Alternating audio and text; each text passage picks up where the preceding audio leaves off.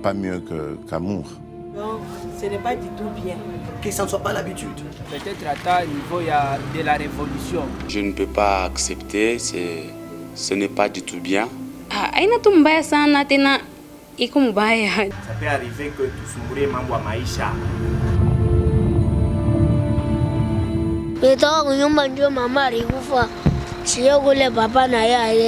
Responsabilité ya kanisa ikwamo, responsabilité ya baparents ikwamo, responsabilité aussi ya pays yetu ikwamo.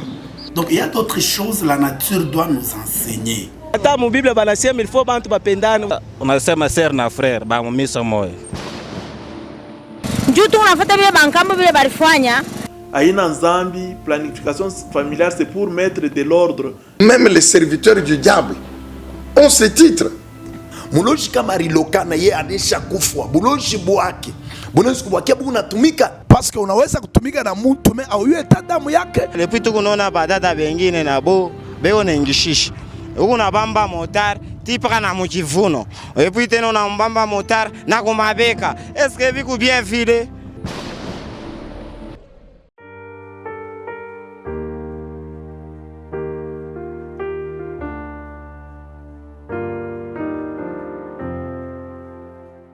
Dans cette grande ville de Lubumbashi, tout le monde est au fourneau, cherchant quoi manger, marchant dans le pas de la loi du Tout-Puissant. Le but de travailler est d'avoir un revenu considérable, afin de nourrir sa famille et prendre soin de soi-même. Mais dans ce monde, tout est devenu cher et chacun se débrouille à sa manière en y mettant son intelligence. Notre équipe est allée sur terrain afin d'en savoir plus autour du thème intitulé « C'est à la sueur de ton visage que tu mangeras du pain ». Mais tout d'abord, pour une brève compréhension, qu'est-ce que le travail?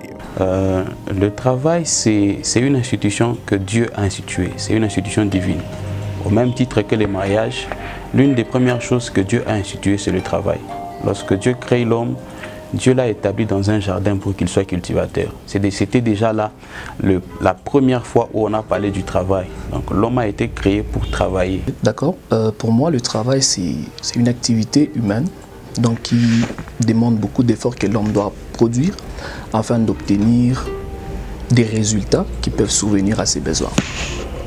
Le travail, c'est tout ce que l'homme peut faire au courant de sa vie. Il y a un exercice qui demande moins un effort physique aussi.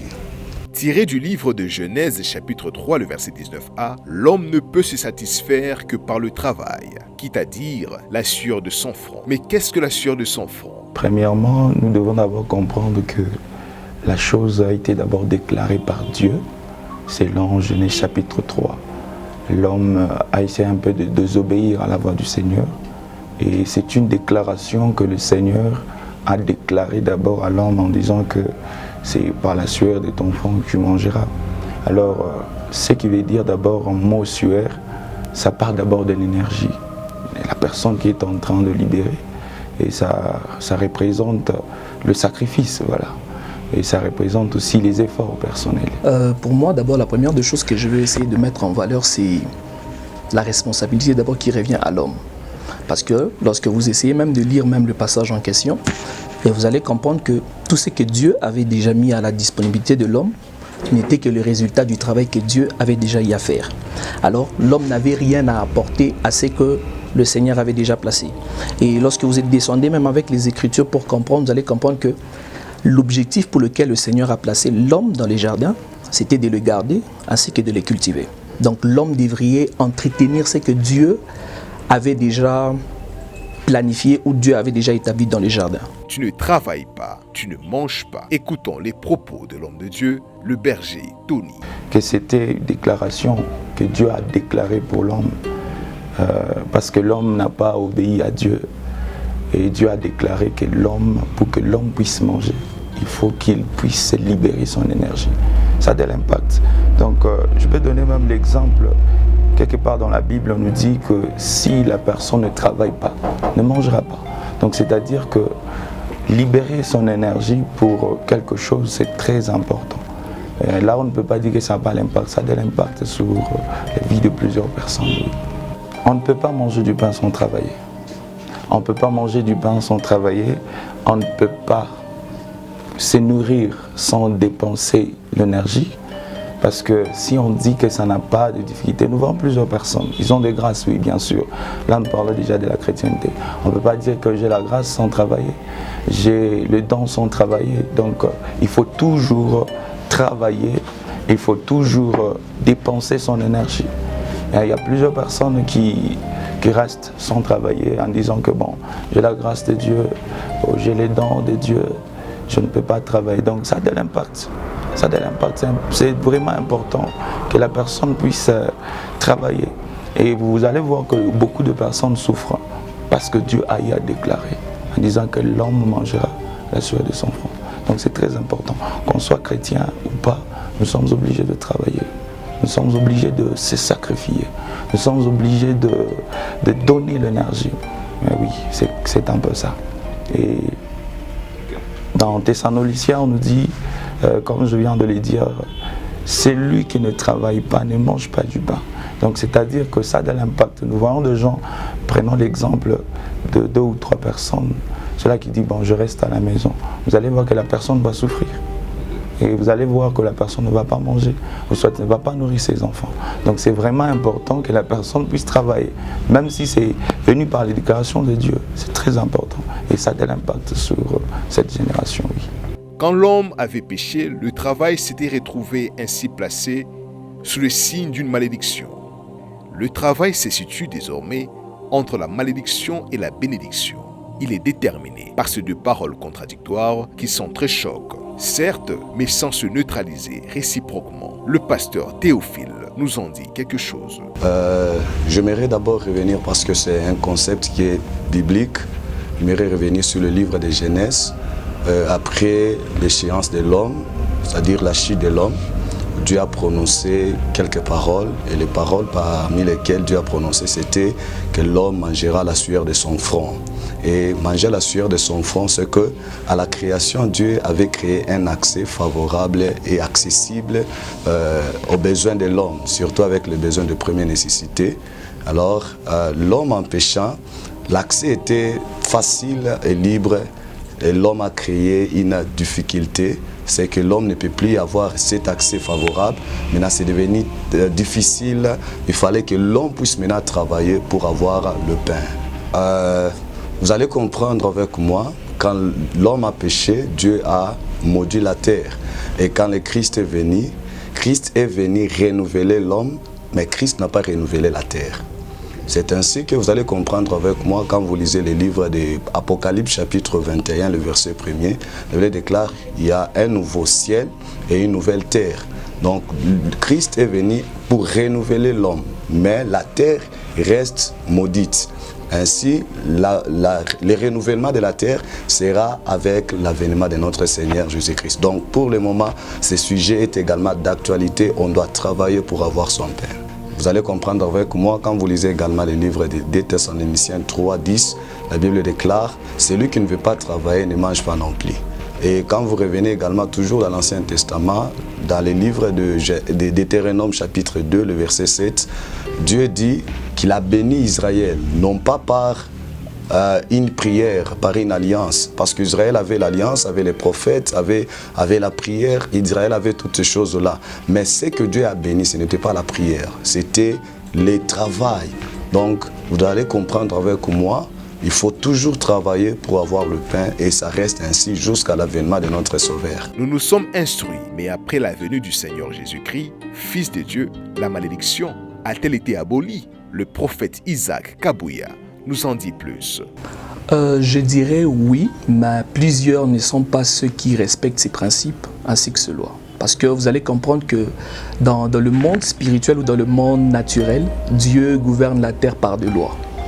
Dieu gouverne la terre par des lois, qui veut dire c'est que c'est lui qui veut réussir, c'est lui qui veut aller de l'avant, doit respecter les lois que Dieu a établies. Parce que Dieu, c'est un Dieu d'ordre. Dieu ne fait pas les choses émotionnellement ou avec des sentiments. Dieu ne nous exhorte pas parce que nous prions beaucoup, ou Dieu ne répond pas à nos prières parce que nous nous lamentons beaucoup. Mais Dieu travaille avec des personnes qui savent respecter les principes spirituels. Donc, qui veut dire principe ou loi spirituelle, ça veut dire il nous est demandé que pour travailler ou pour manger, il faut travailler. Alors si tu ne respectes pas ces principes, jamais tu pourras manger. Alors vous allez voir beaucoup de personnes aujourd'hui attendent à ce que la manne puisse tomber du ciel, comme au temps de Moïse. Mais en ce siècle, on n'a pas besoin d'attendre la manne qui puisse tomber du ciel afin que nous puissions manger. Alors je dirais que ce principe est en train de continuer encore, mais ceux qui en bénéficient, ce sont ceux qui respectent ces principes. C'est ceux qui respectent au moins cette loi. Il y a une chose qui a dérangé vraiment beaucoup de choses dans notre génération, c'est qu'on veut obtenir tout sans effort. On veut monter des escaliers sans fournir d'efforts. On a besoin d'une personne qui vient, qui nous tient par la main et puis qui nous amène tel pas. Je dirais que dans notre génération, lorsque tu ne sais pas t'édonner, tu ne sais pas fournir d'efforts, tu n'arriveras pas à obtenir ce que tu veux. La facilité est devenue à notre portée. Pourquoi? Parce qu'on a des jeunes qui ne veulent pas travailler, mais qui veulent obtenir tout parce que j'ai telle connaissance, parce que j'ai telle personne qui se tient de l'autre côté, il a cette porte, il a la facilité de me faire y accéder si facilement. Alors c'est cette chose-là qui a fait en sorte que plusieurs ne puissent pas s'élever tôt le matin et aller travailler. Et vous allez voir, même Dieu c'est un bosseur. Même Dieu lui-même c'est un bosseur. Il a travaillé durant 6 jours et puis il s'est reposé. Donc l'œuvre que nous sommes en train de voir maintenant, c'est les fruits du travail. Tu veux exceller, tu veux obtenir quelque chose qui fera ta fierté ou ton abondance, tu dois apprendre à travailler. Tu dois apprendre à te mettre en te disant que non, je ne dois pas rester là sur mon lit, me coucher et puis attendre à ce que la manne puisse tomber du ciel comme dans le temps de Moïse. À ce temps-ci, je ne pense pas. Alors pour ces personnes qui disent qu'ils doivent avoir un boa ou quelque chose qui leur produit de l'argent, ce sont des personnes qui ne connaissent pas ou qui ne connaissent pas l'importance du travail, qui ne connaissent pas quelle importance a le travail dans leur vie. Voilà pourquoi est-ce qu'ils recourent à la facilité. Je veux demander à nous étant jeunes, nous étant enfants des dieux, certes il est vrai que la prière c'est quelque chose de trop bien. Et je suis aussi parmi des personnes qui aiment vraiment beaucoup prier, mais seule la prière ne suffit pas. Seul le jeûne ne résout pas à tout. Je sais qu'il y a d'autres personnes qui vont peut-être très mal nous comprendre, mais seule la prière ne suffit pas vraiment à tout. Il y a des requêtes dans la vie qui ne se résolvent pas par la prière. Il y a ces problèmes dans la vie, il n'y a pas que la prière. Mais tu as besoin aussi de te lever le matin pour aller travailler comme étant Dieu même lui-même. Il a travaillé et puis il a mis tout cela à la disponibilité de l'homme. Tout ce que si tu veux vraiment du succès, tu veux vraiment de l'abondance, apprends à te lever le matin et commence à travailler. Apprends à libérer de la sueur de ton front pour que tu puisses obtenir tout ce que tu veux. Tout ce que tu veux obtenir dans ce monde, tu dois donner quelque chose qui va faire en sorte que les personnes qui sont tout autour de toi puissent te respecter. Alors les respects que nous avons vraiment besoin d'obtenir dans ce monde, c'est au fruit du travail que nous allons apporter. Tout dépend du bagage que tu as. Ça peut être un bagage spirituel, c'est une semence que tu donnes. Dans ce monde, on a besoin des personnes qui doivent donner quelque chose. Ce que tu as fera en sorte que tu sois respecté. Même Moïse, pour que le Seigneur puisse accomplir des miracles avec lui, Moïse avait besoin de présenter son bâton à Dieu pour que l'on puisse accomplir un miracle. Même la veuve de Sarepta, elle avait besoin de donner quelque chose. Elle n'avait pas besoin d'une prophétie ou d'une parole de connaissance, mais elle avait besoin tout simplement de présenter quelque chose à l'Éternel afin qu'il y ait une multiplication d'huile. Alors, présente ce que tu as, je crois que le monde t'acceptera en fonction de ce que tu as présenté. Les raccourcis actuels des jeunes voulant avoir des biens matériels sans vouloir travailler. Y a-t-il eu brisement du principe de la loi établie par Dieu? Que devons-nous encore comprendre sur ce point? Écoutons les propos du berger Gloire Moukeba. Lorsque Dieu dit que la terre a été maudite et qu'il faudrait que l'on puisse fournir des efforts à la sueur de son front pour manger un pain, ça veut dire que c'est une loi qui va s'appliquer à tout le monde du point de vue physique. Mais maintenant, pour transcender le domaine physique, il faut avoir un domaine spirituel. Et la grâce de Dieu, par exemple, elle interagit dans le domaine spirituel. Et c'est comme ça que ceux-là qui sont des fils du monde des ténèbres ont compris aussi qu'on ne peut pas exceller dans un monde physique sans contracter des alliances dans le monde spirituel. Le monde physique est le résultat du spirituel, du domaine spirituel. Alors, puisqu'ils n'ont pas voulu se connecter à Dieu, ils cherchent un autre raccourci. Et le diable, il est malin. Depuis la nuit des temps, le diable savait qu'il y aurait des hommes rebelles. Et le diable a proposé des chemins pour que les gens se retrouvent. Il est possible de se retrouver sans Dieu, sans être connecté forcément à la lumière. Mais le problème, c'est que c'est un chemin qui, on voit qu'ils ne fournissent pas des efforts et ils réussissent, mais c'est dans un chemin où le diable donne avec une main et il retire avec une autre main. Pendant qu'il vous donne, il est en train de vous détruire. Pendant qu'il vous donne, la Bible dit que dans le plan du diable, quand il vient, il ne vient que pour dérober, égorger et détruire. Il est en train de dérober, il est en train de voler votre grâce, il est en train de voler votre temps, il est en train de voler votre vie.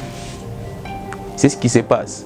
Mais ceux-là qui sont en Christ peuvent aussi vivre dans cette dimension où ils ne fournissent pas tellement d'efforts, parce qu'ils sont dans une dimension avec la grâce de Dieu.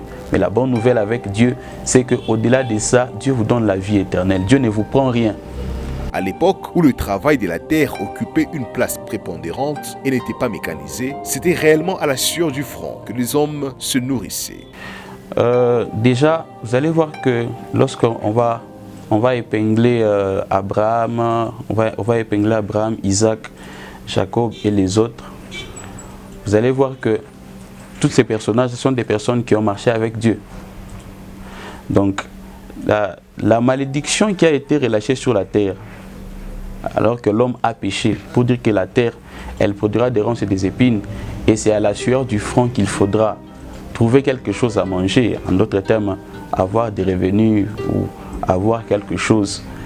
C'est aussi conditionné au fait que l'homme devra maintenant vivre sans Dieu. Parce que par la suite, tout ce que Dieu était en train de dire a commencé à prendre forme lorsque l'homme a été chassé d'Éden. Alors, ce qui fait que ces hommes, lorsqu'ils ont commencé leur marche, c'est Dieu qui les a appelés. Alors, étant en train de marcher avec Dieu, ils ont vu ce que je peux appeler la grâce de Dieu se manifester dans leur vie, de sorte qu'ils pouvaient réussir.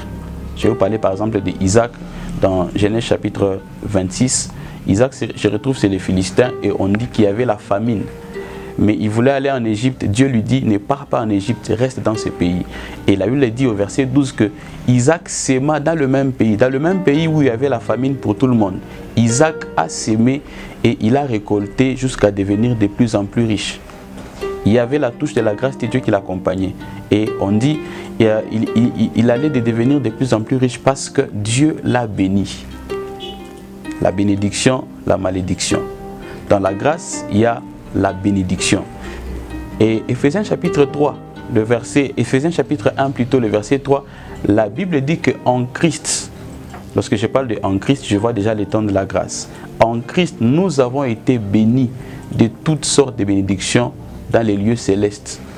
Ce qui veut dire que pour ceux-là qui sont en Christ, nous pouvons rencontrer ces mêmes réalités, c'est vrai parce que c'est universel, mais lorsque vous avez la grâce de Dieu sur vous, la bénédiction de Dieu sur vous, la bénédiction de Dieu peut vous faire réussir là où tout le monde peut échouer.